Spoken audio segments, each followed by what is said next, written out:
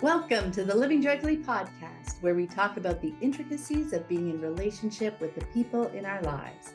Let's dig deep, challenge paradigms, choose connection, and live joyfully. Hello, and welcome to the Living Joyfully podcast. We are very happy you're here exploring relationships with us, who we are in them, out of them, and what that means for how we move through the world. And in today's episode, we are going to talk about stories, both the stories we tell ourselves and the stories we assign to other people, meaning what we think they're thinking. And yes, it can get very messy. Now, this episode is a bit longer than usual, but we think it's worth it. Stories are intricately woven into our relationships with the people that we love. And that's because humans are storytelling animals. It's how we make sense of our world. In the book, The Storytelling Animal, How Stories Make Us Human by Jonathan Gottschall, he wrote, "Story is for a human as water is for a fish, all encompassing and not quite palpable." I love that so much because story truly is everywhere. And the language we choose makes a profound difference because the stories we tell ourselves become our self-talk. That is why we want to be intentional about the language that we're using. And what's really fascinating is that for pretty much any situation, we can come up with a number of ways to tell the story of it. And they can all make sense and all could truthfully tell the story of that situation.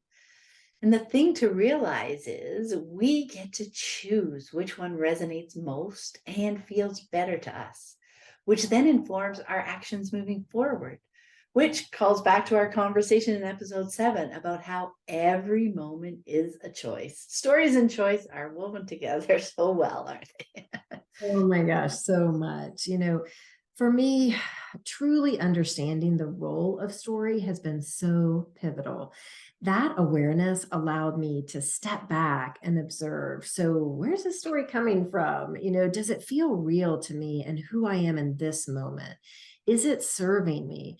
And, if I've held on to it for a long time, why? Why have I held on to that story? And who would I be without it? That's one I love to think about. Like, who would I be? What would it feel like? Because there's an energetic feeling to that. Like, what do I feel without this story that I'm telling about myself or these people in my life? And those questions really can only come about once you take off the veil and realize that everything is a story. Then I get to dive in and have these questions. And through the questioning, I can hone in on what is really working for me. And then I can start to change my story to be more reflective of me as the person I am now, the person I want to be moving forward. And I could see the role of story more clearly and use it as a tool instead of being held hostage by it, which is kind of how it felt before. And for me, like you said, language is such a big piece of that.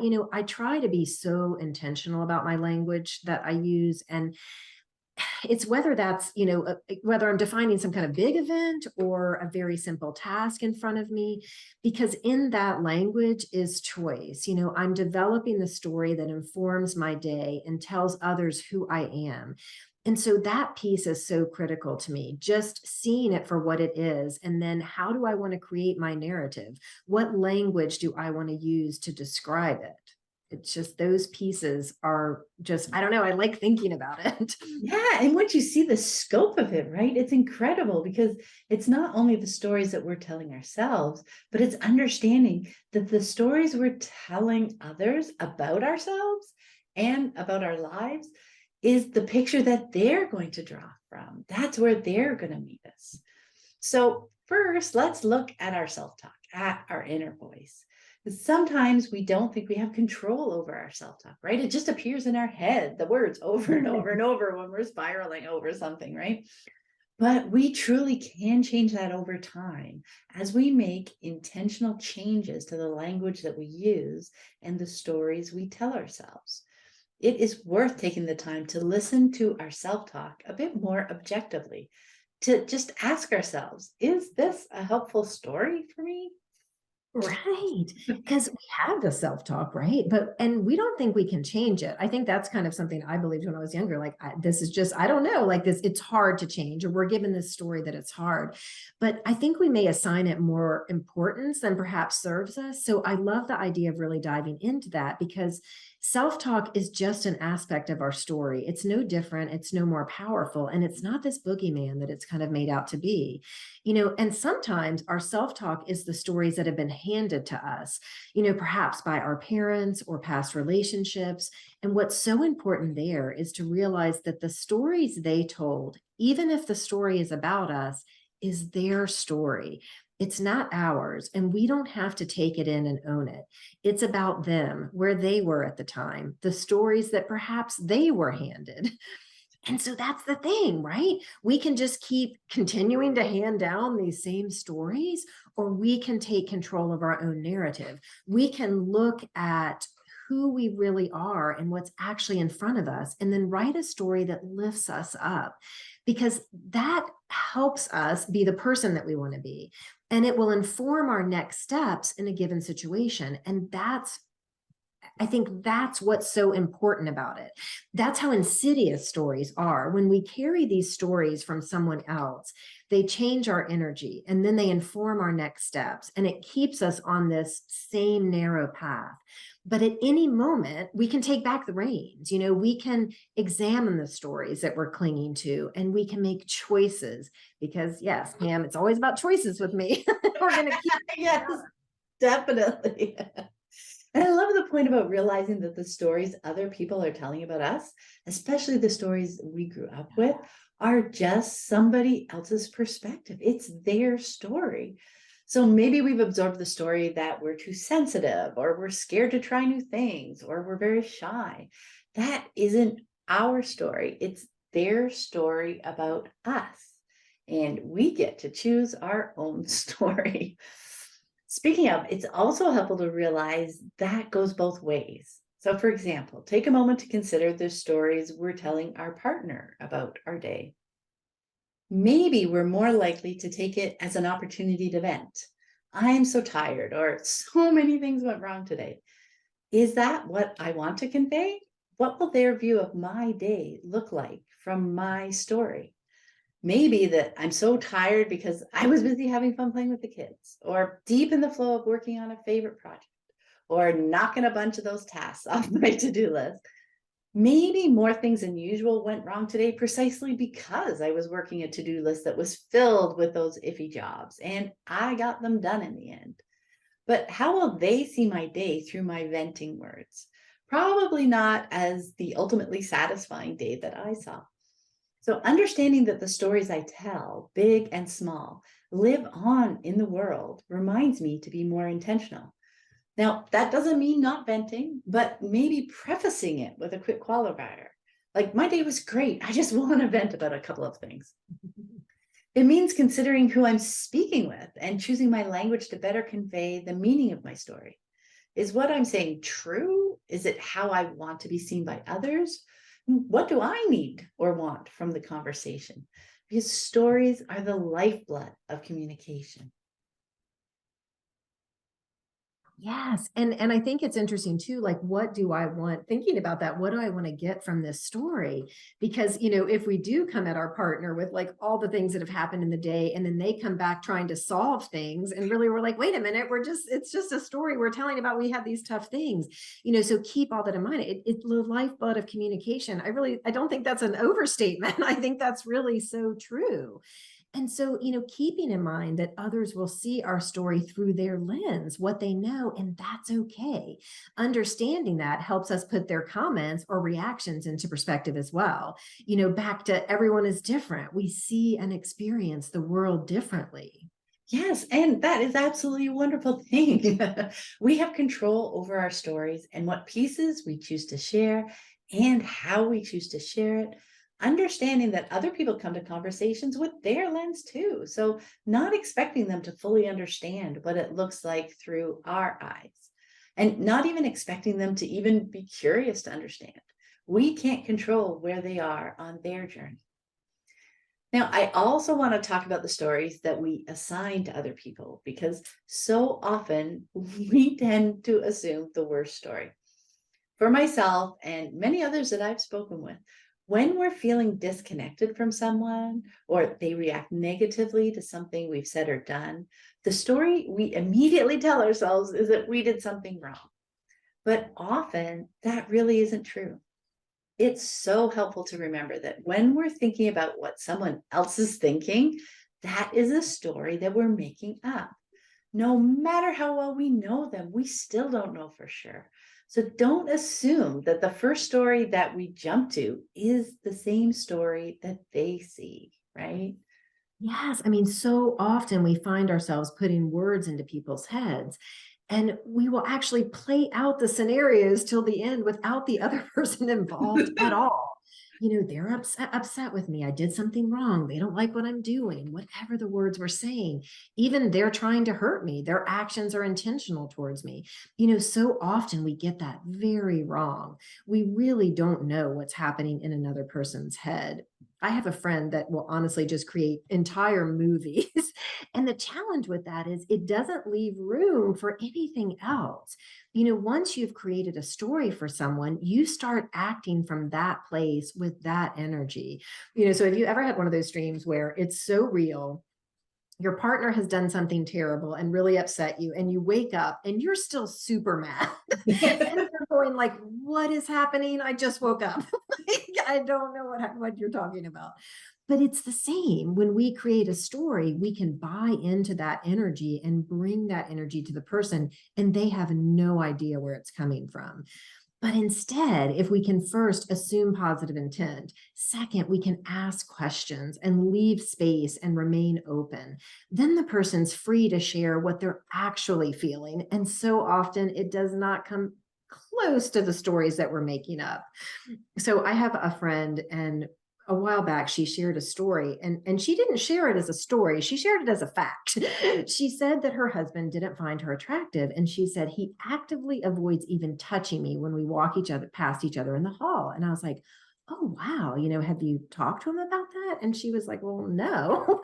And then when she did, she found the complete opposite was true. He was trying to be respectful of her space, so he felt by moving aside in the hall he was showing respect for her space and honoring her.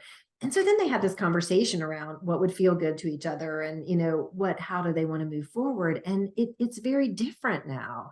But had she had been telling that story for years and he had no idea, that's just how insidious these stories are. And I think it's just really worth examining the stories that we put on others, even when we feel it's justified, even if we think we know them so well, even if we've held on to these stories for years. Conversations are so important. Being open and curious leaves space for people to tell us who they are. Pre-writing a detailed story does not. You can feel that closed energy when you come in with this pre-populated story, and it's so disconnecting. Even some light inquiry can shed light on what's really going on and give space for each person to share their perspective. And then we can understand where the communication broke down in the first place and why maybe we're seeing it differently. But that won't happen if we stay in our head creating stories. That will only happen with that choice of connection and that choice to have some conversations. Yeah, sometimes I can get stuck in a really negative story about someone else, and I just don't feel confident enough to ask about it Mm. yet or bring it up. But when that happens, I found it helpful to just remind myself that it's a story and then start to play with that. How else might this story go? What about this? Does that fit? Maybe this. So once I think of a few other things, even if they seem outlandish to me right now, I realize that there isn't just one possible story. It wasn't just the one thing that I was clinging to and being upset about. That lightens things up for me. And usually when I'm feeling lighter, now I can get curious. which one is it? I want to know now. Right. And then usually I can get to the space, the energy where it doesn't feel so heavy. And I can actually bring up the conversation with them. I can actually go, hey, what about this? What did that feel like to you? On the flip side, moving through that process over and over helped me realize that I really don't know what's going on in another person's life that has led them to make whatever choice it is that they made. That's their story, their truth. That's been a very helpful discovery on my journey around stories. Just that realization that these are stories, my story, their story, it's their truth in the moment. And that is just enough. I can be curious then. It reminds me that there are multiple ways that things can go. Right. And there are just always more layers, I think, to peel back on our stories, in which kind of leads nicely to this last bit we wanted to talk about. We get to choose the stories we tell. And we touched on this a bit back in the choices episode, but I want to bring it up again. We choose the stories we tell about the big things like our childhood and the little things like the grocery store. And in every situation, there are things that are easier and harder that work or don't work, but we can choose to focus on those aspects that make sense and feel better to us. For any situation, we can come up with a number of ways to tell the story of it. And they all make sense in the context of the activity, the situation, the people involved, and they can all truthfully tell the story. But now we get to choose which one resonates the most with us, which one feels better to us, which then informs our actions moving forward. That's the power of story. Right, especially in more challenging situations. It's so valuable to take a moment to not just jump in and with the first story that comes to mind, which is usually fear-based, right? And it's usually the worst one, the worst Mhm. interpretation of things. And if we just stick with that one, we can get tunnel vision and start spiraling downward in our fears. We can get really stuck there if we only see this one worst interpretation of the situation in front of us. So instead, take that moment to come up with a few more stories that align with the situation. If we don't take the time to consider other stories, we're not really making a meaningful choice moving forward, are we? Like, you can't choose between one thing. And choosing more positive stories, ones that feel better to us, isn't about avoiding the truth because the different stories all incorporate the facts, right? But for me, choosing the more positive story is really a form of self care. Instead of telling myself over and over the versions that make me feel bad, that weigh me down, that pull me into that tunnel vision, I can tell myself the versions of the story that both make sense and feel better. Because from there, I'm in a more open and curious and receptive mindset, a place where I can now see more opportunities. I can be more creative in choosing my next step. And my next moment is truly better. And I find myself then starting to spiral upwards, moving through it rather than spiraling down and crashing and just feeling crushed, Right, right? and getting stuck.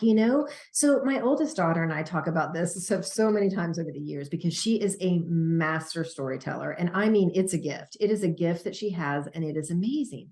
But sometimes it gets the better of her because sometimes she can spin this really intricate story about someone else or about a situation, and it ends up making her feel terrible. But in the end, it's just a story. We're making it up in our heads. And I think once I realized that, I decided if I'm going to make up a story, I'm going to make up a story that feels good, one that helps me feel connected, that helps me move forward as the person I want to be, which is exactly what you're talking about. So I want to examine if my story spirals me into a place of being stuck, or if my story is lifting me. I may not understand all the pieces, but I can feel okay about the situation if I look at it this way. And that helps me move forward as the person I want to be. And like we've talked about before, there are situations sometimes where I can get some clarifying information, so that I can get a more accurate picture because maybe there's someone else involved and I can, stop putting words in their mouth and actually figure it out. But other times, like you said, it really isn't even possible. When it's not possible, I just always want to choose the story that feels better because it's just as likely to be true as the one that doesn't. And so I'm just wasting the time in this moment feeling bad about something when I really don't even know the full story. And so that's why I love that you tied it into self care, because that's exactly what it is. It really is just this intentional choice to look at what's in front of me and find a story that feels good. And again, it's not about pushing the other things aside. It's not about pretending the things didn't happen or changing the story. It's just intentionally using language that makes me feel good about what's happening around me.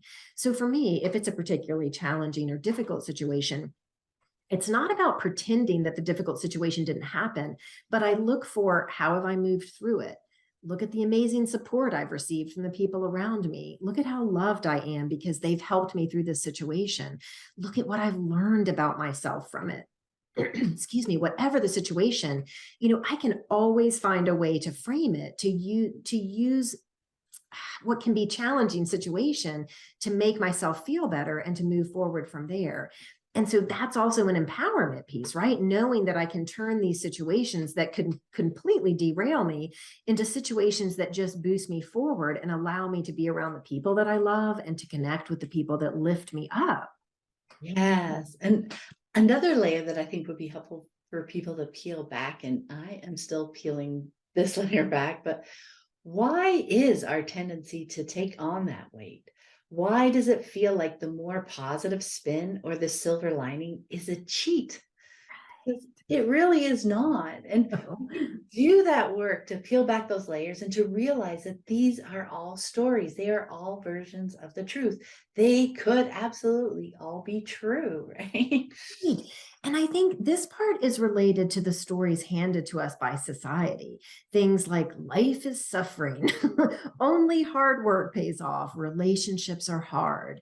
And so when you find this cheat, you're like, wait a minute, maybe it doesn't have to be this hard. Maybe I can be enjoying it.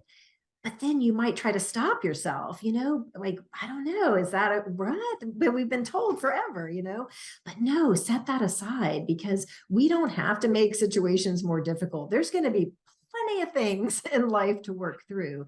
But when you can find joy, when you can switch that focus, see the light, find the gifts in the situation, life is just so much more enjoyable.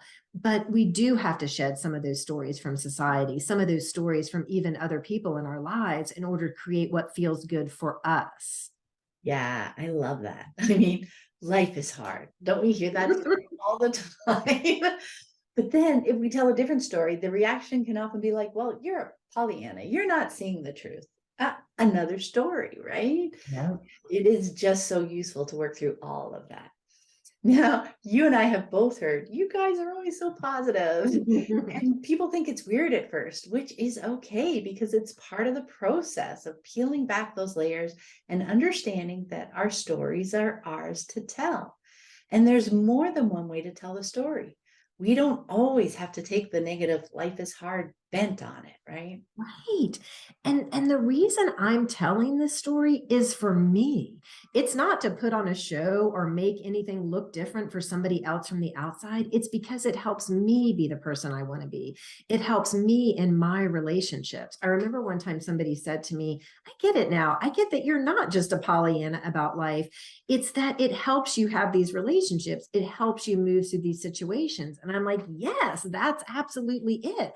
I'm not thinking about anybody else's reaction to me choosing joy or finding light in a moment because that's my internal work.